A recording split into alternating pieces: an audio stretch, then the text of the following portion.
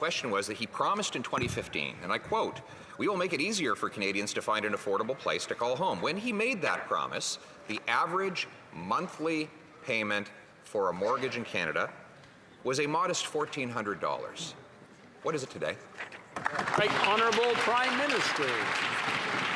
Of course, situations vary across the country, but we have stepped up with housing programs in big cities like Vancouver, Toronto, Montreal, but we've also stepped up in smaller municipalities and rural areas across the country that need supports in housing. Unlike the previous Conservative government that didn't feel the federal government had any role to play in housing, we stepped up in tangible, concrete ways to deliver more housing, to deliver rapid housing, to deliver programs that fought homelessness, that programs that increase the rental stocks. We will continue to be investing to support people alongside our partners in the provinces and municipalities.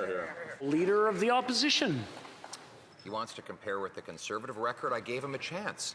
I told him when the Conservatives left office, the average monthly payment on a new house was $1,400. I asked him to tell us what it is today. Either he doesn't know or he's too afraid to admit, but it's gone up to over $3,100. That's over a 100% increase. When the Prime Minister took office, a two-bedroom apartment in Canada's 10 biggest cities, on average, was $1,100. How much is it today?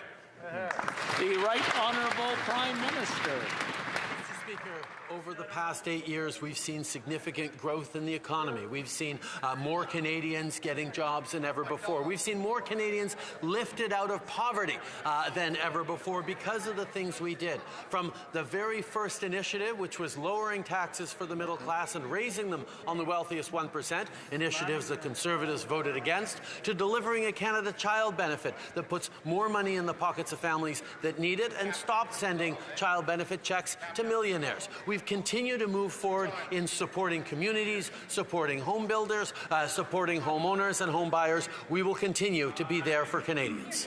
The Leader of the Opposition. Mr. Speaker, he would have you believe that Canadians have never had it so good. Well, ask the 9 and 10 young people who believe they will never own a home, the 35-year-olds living in their parents' basements because they can't afford the new doubling of the average down payment, mortgage payment, or rental costs. And speaking of paychecks, when he took office, the average paycheck, you only needed 39% of the average paycheck to make monthly payments on the average house. That number has risen to 62%. By every objective measurement, things are more expensive and Canadians are taking home less. How did he spend so much to achieve so little? The Right Honourable Prime Minister. Across the country, we've seen record job growth. We've seen record number of Canadians lifted out of poverty. We've seen investments to fight climate change that have put more money in people's pockets. We've continued to move forward in growing the economy. But it is only, Mr. Speaker, the Conservative leader trying to say Canadians have never had it so good, because we know Canadians are struggling. And that's why we continue to step up with investments in dental care, investments in low-income rental supports, two initiatives that the Conservatives voted against. We will continue to be there to deliver for Canadians while we deliver a better future for everyone. Hear, hear. Leader of the Opposition. He's trying to talk about everything but the housing questions I asked. And it's easy to understand why. When he took office, housing was affordable. Now it's impossibly expensive. In fact, it's much more expensive than around the rest of the world. Vancouver is now the third most overpriced housing market, and Toronto the 10th worst in the world, worse than Manhattan, than Singapore, than London, than countless other places with more people, more money, and less land. In fact, the average house price last year in the United States was almost half less than it is here in Canada. Why is housing so much more expensive here than elsewhere in the world? Why? The Right Honourable Prime Minister. Mr. Speaker, we have continually invested in programs and supports for Canadians that have seen millions of families entering new homes, getting the supports they needed, millions of refurbishments, millions of supports right across the country. But it's interesting to contrast the Conservative record on that. In the last election campaign, the Conservative platform promise on housing was to give tax breaks to wealthy landlords. That was their approach on housing. What we contrasted with significant investments in delivering for first-time home buyers, delivering for people facing homelessness, delivering for Canadian families to access better housing. Hear, hear.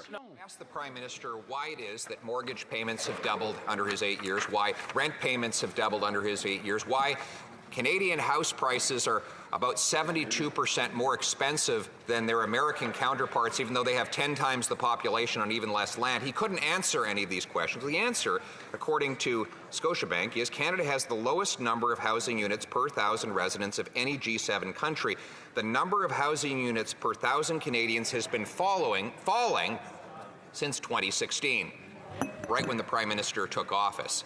Why is the Prime Minister continually given billions of dollars to municipal government gatekeepers to block construction for Canadian homes? The Right Honourable Prime Minister.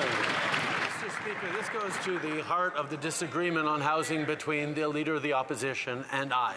I recognized, and this government recognized, that we need to work with municipalities to help them change zoning laws, to help them accelerate their permitting processes, to create more opportunities to build affordable homes for Canadians across the country, whereas he sits back and attacks them and proposes absolutely nothing. We're stepping up with $4 billion to accelerate the supply of homes across this country. We will continue to be investing and working with partners instead of picking fights with everyone and hoping that it all settles itself. Leader of the Opposition. No, actually, the disagreement is that under our government, housing was affordable, and under this government, it's eye-poppingly expensive. That's the disagreement. And let's just look at the facts. Canada has the fewest houses per capita of any country in the G7, even though we have the most land to build on. Why? We rank 64th in the OECD in the time it takes to get a building permit. Government red tape adds as much as $650,000 to each house in some cities. And the Prime Minister has made it worse by giving the gatekeepers who block the building more money. Why? The Right Honourable Prime Minister. Speaker, this goes to the heart of the announcement we made last week on the Housing Accelerator Fund, which does work directly with municipalities to accelerate the delivery and the construction of affordable housing. Now, Mr. Speaker, what the member opposite would have you believe is that doing nothing to address the housing crisis would have somehow made it better. He criticizes us for the investments of billions of dollars in housing over the past years. Just think, if things are expensive now, how much worse it would have been had we had a Conservative government that continued to cross its arms and cut services to Canadians for the past 8 years. Honourable Leader of the Opposition. You don't have to imagine what prices would have been were I making the decisions, because when I was the housing minister, the average mortgage payment and the average rent payment were half of what they are now.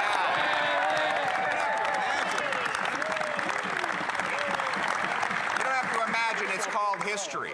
Now, his solution is to continue to send billions of dollars. He spent $89 billion on housing affordability to double mortgage payments, double rental costs, double the needed down payment. How did he spend so much to achieve so little? The Right Honourable Prime Minister. Next thing, the member opposite's going to complain that housing prices are higher today than they were in my father's time as Prime Minister. Mr. Speaker, we are going to continue to invest in Canadians and recognize that while we grow the economy, I'm going to have to interrupt the Right Honourable Prime Minister. I'm having a hard time hearing the answer, and I'm sure other people are. The Right Honourable Prime Minister, you've got about 20 seconds left. Please continue. Mr. Speaker, every step of the way we've contributed to a growing economy, to lifting Canadians out of poverty, to putting more money in the pockets of the middle class and people working hard to join it. And that's why we're continuing to invest in building houses, in working with municipalities, in working with the provinces on fighting homelessness, creating affordable homes, and creating more opportunities for all Canadians.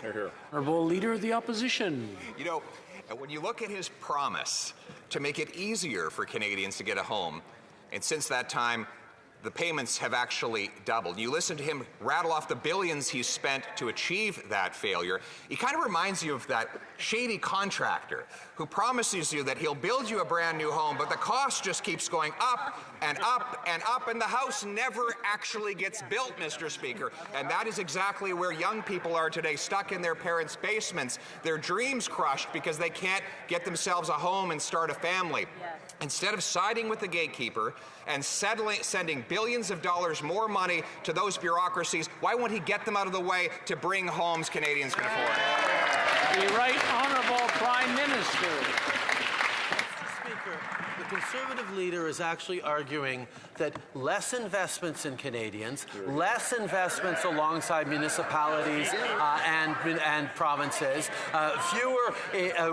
fewer programs to support Canadians would somehow have solved this problem. That's the problem with Conservatives. They think that cuts can create growth. They think that fewer investments in Canadians will get people to pull themselves up by their bootstraps and succeed. Mr. Speaker, we believe in investing in the middle class and people working hard to join it, and that's why Canadians is doing better than they were before.